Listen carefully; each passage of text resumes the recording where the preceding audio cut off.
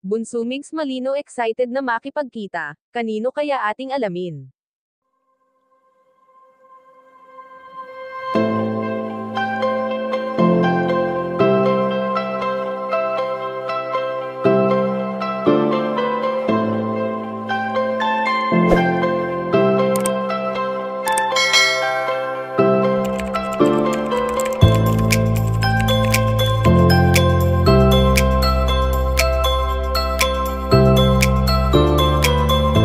Marami na nga ang nagbago sa buhay ni Bunso Migs Malino simula nang nawala ang nag-iisang babae na nagmahal ng totoo sa kanya at ito nga ay si Cutie Mahal.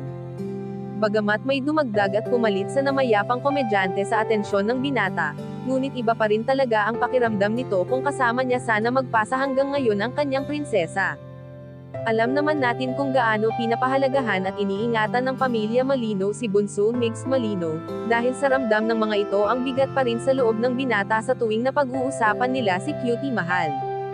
Kaya naman mas binubuhos na lamang nila ang kanilang atensyon sa iba't ibang bagay at isa na nga rito ang patuloy na pagbibigay tulong sa mga taong nangangailangan at maging sa family bonding nila. Samantalang ayon sa aming impormasyon na nakalap na excited na makipagkita si Bunso Migs Malino na talagang naipost pa nito sa kanyang social media accounts.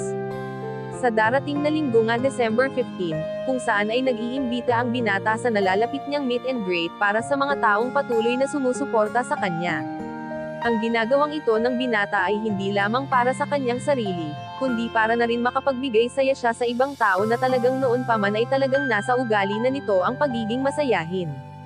Kayo mga kachika, anong masasabi nyo dito? Please leave the comment and don't forget to subscribe.